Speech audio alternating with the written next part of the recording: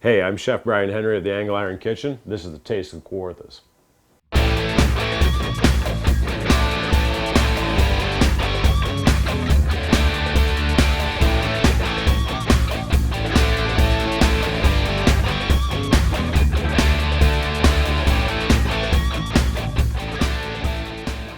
Hey everybody, it's Chef Brian Henry here. I'm at the Angle Iron Kitchen, and today we have Taste of Kawarthas in the house, and we're going to be working with maple syrup.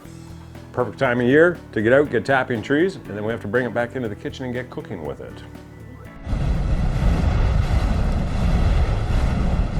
All right, so we're going to start off today doing kick-ass candied bacon. Best way to do that is get a pan, and it has to have an insert inside it that allows the bacon not to sit in its own fat. I always use dry bacon for this, not the crap that you get at the supermarket, like the grocery store, because it's got water and a whole bunch of things in it. I usually get it from, well, I get it from a food supplier, but you can get it from like a butcher shop. And just get the dry bacon, that way there's no excess moisture in it. And we're just gonna lay out the bacon, so it's pretty easy to work with. And it'll evenly cook. We don't want the pieces to be really sticking together much when we cook it. We'll just line them all out in the pan here, just like that. Line our tray with bacon. Next step for candying the bacon, I'm gonna take some brown sugar, maple syrup, which was just harvested last week. My kids and I pulled it off. Tap some trees. My wife and the kids brought in the sap. I get the fun job of boiling it down. It's a great way to watch your life pass before your eyes. All right, so we mix maple syrup with brown sugar, and we're just gonna brush it right onto our bacon.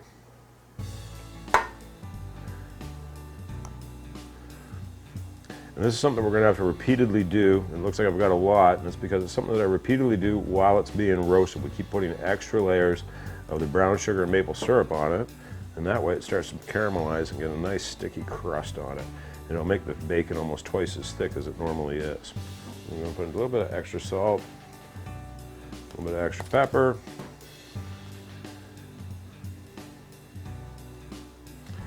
and of course, kick-ass Cajun, which is only available at the Angle Iron Kitchen. Get a light coat of that. It's about a medium heat spice, and what it's going to happen is the sugar and the maple syrup, it's going to help reduce some of the heat because of the sweetness will counteract it a bit on the palate. And from here, we're going to fire it in the oven and let it roast up for us.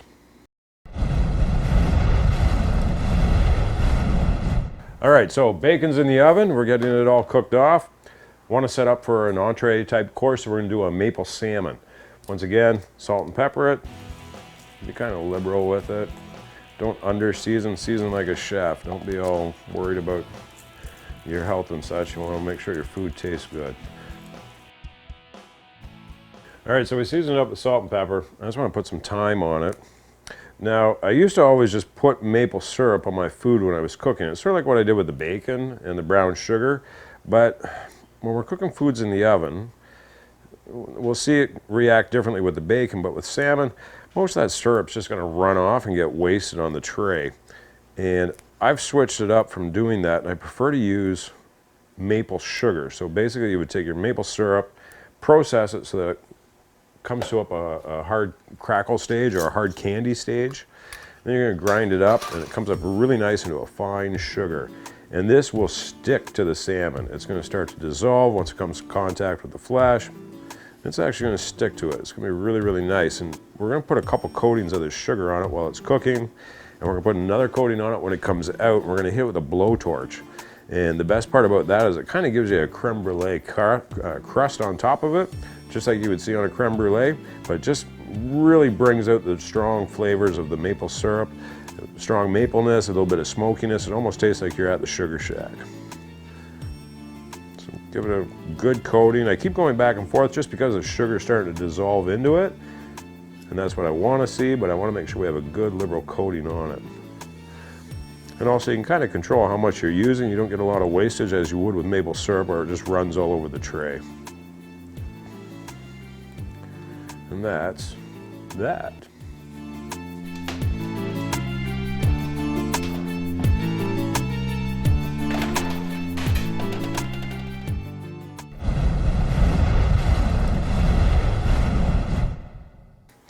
All right, so food's in the oven. It's cooking. A little bit about Chef Brian Henry, I guess. It's story time, apparently. Started cooking a long time ago, 35 years ago or so. Messed around with food as a kid. Before that, my dad raised me pretty much. We ate in restaurants a lot, but I used to cook them breakfast. It was like kindergarten, grade 1 or 2. I stole a waitress's little pad that you'd write out your order on. I used to cook him breakfast in the morning. I'd write out a bill for him and put it with his food, and he'd pay up, which was pretty cool. Fast forward a bit,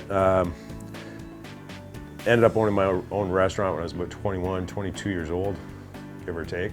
Can't really remember. Anyways, was very fortunate to have my own restaurant at such a young age, but at such a young age was not mentally prepared for the stresses that were going to come with a restaurant. So at some point with having my own restaurant, ended up buying a school bus, leaving the restaurant and chasing the Grateful Dead around. And ended up growing dreadlocks down to my ass, kind of bearded out a bit, and took off chasing the Grateful Dead. Sold pizza out of the school bus while on Dead Tour to earn money. This is going through the US. I'm sure the IRS is going to want to hear about this because we sold a lot of pizza. It was funny on Dead Tour because you find that you're trying to make money and whatnot, but most of the people are paying you with grass or acid or whatever they had in their pocket to trade for food. A lot of good memories. They're very clouded and very foggy because of the different forms of payment we received for pizza, but yeah. Anyways, got off of that. Jerry Garcia died, and nothing against Jerry or the Grateful Dead, but it was probably a good thing because I needed to get back into reality. Waking up in Mexico and not realizing you'd been there for a couple of weeks was it was pretty friggin' funny. Anyway, spent some time in Mexico. Mexico was great. Learned a lot about cooking Mexican food, living in small villages and such. Came back into Canada, lived in Western Canada. Ended up in Ontario for a bit, ended up back out west. Met my wife in BC. We were both working in the same town, and we ended up moving back to Ontario. We moved together to Ontario. We came together. I'm originally from here, and built a life for ourselves here. And fast forward 20 years and 2 kids later in the Angle Iron Kitchen, here I am now. There you go.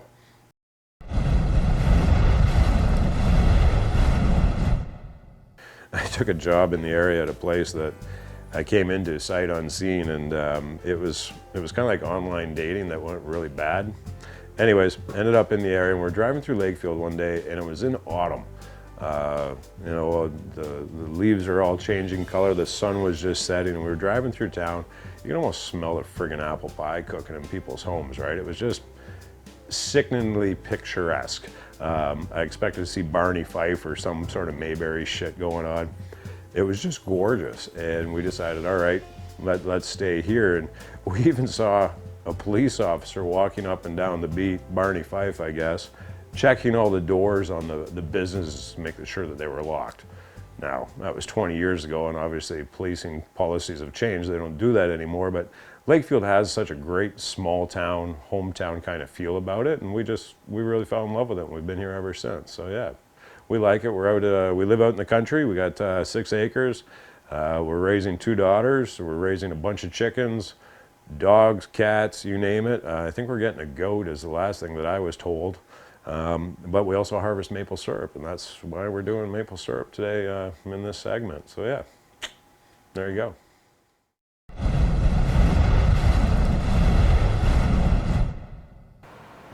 All right, so we're gonna be checking the oven, see how things are. Ooh, everything's looking the way it should be looking.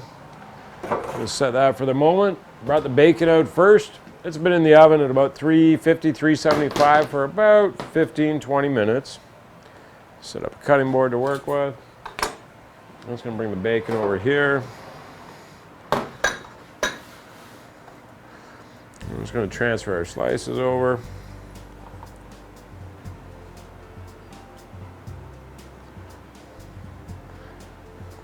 Yes, it's hot as hell. It's just I don't feel shit in my fingers anymore because most of my nerve endings are fried from the heat. Bring them up. Okay, so We've got our bacon all here. I'm just gonna get this pan out of the way because it's hot.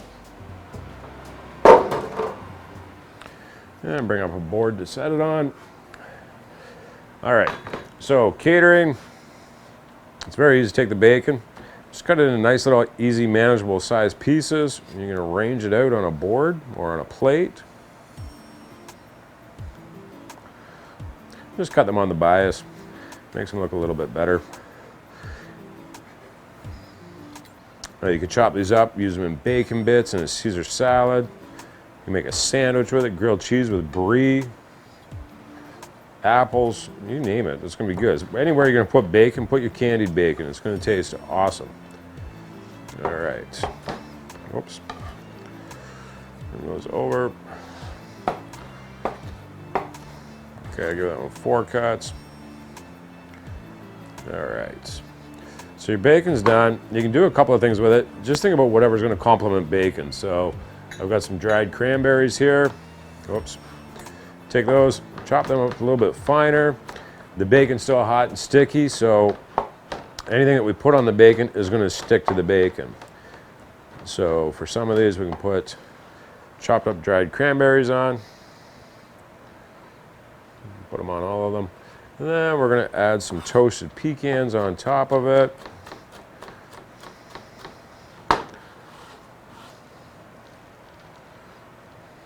And maybe even add a little bit more fresh chopped thyme on top.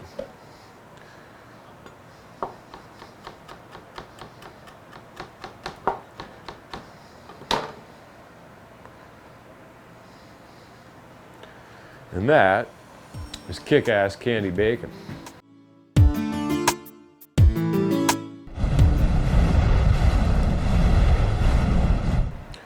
All right, so bacon's all done. We're going to scoot it over here to bring out our salmon. Salmon's nicely cooked up now. Now for this, I'm going to want to add more of our maple sugar. And we're going to put a nice, generous, healthy portion on here. This is pure maple syrup that's been turned into sugar. It's been crystallized. Make sure we got a good, healthy crust on that. All right, so I'm just going to use my handy dandy blowtorch. This is where the fun begins. I'm going to bring it over in here. Whoa, hey, fucking hell.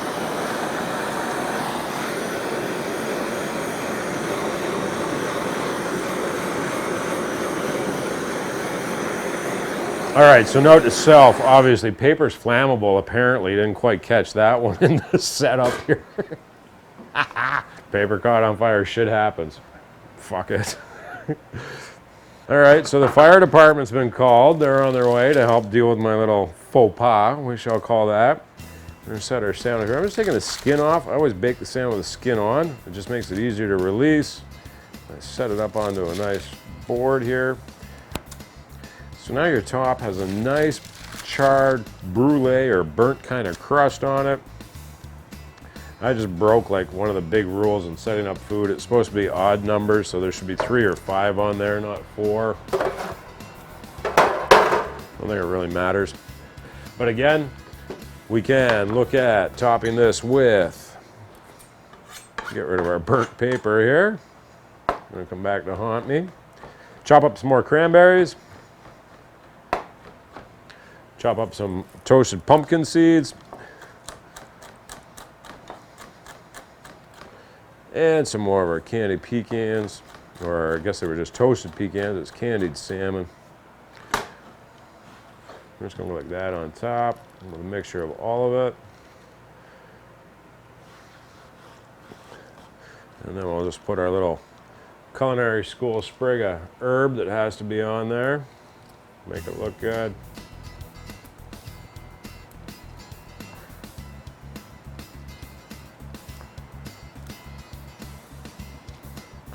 And just like that, we have some awesome creme brulee salmon.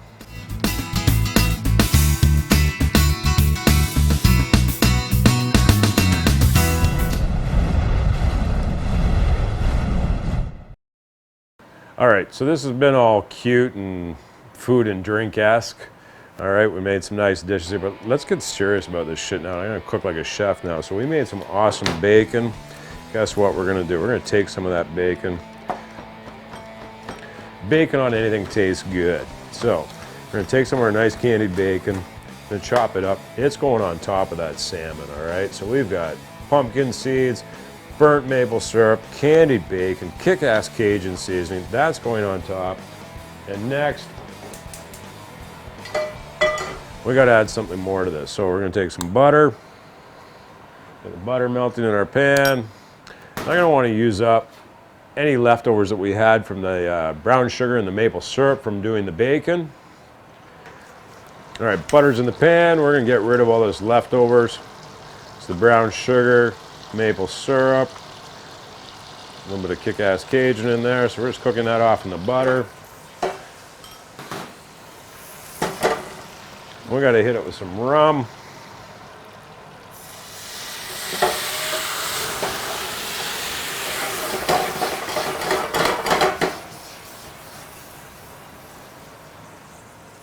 Oh yeah, a little bit of spiced rum, kill the heat there. Then we're gonna go on top here. And that we're gonna drizzle right over top of it. So we have maple syrup, spiced rum, brown sugar, salmon that's got caramelized maple sugar on it, our cranberries, our pumpkin seeds, and rosemary. And that's how you cook like a chef.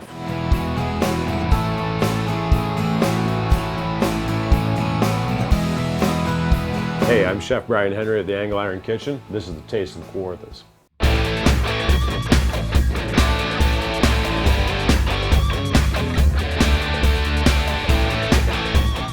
That shit's burning my fingers. Okay, you can put the weapon down.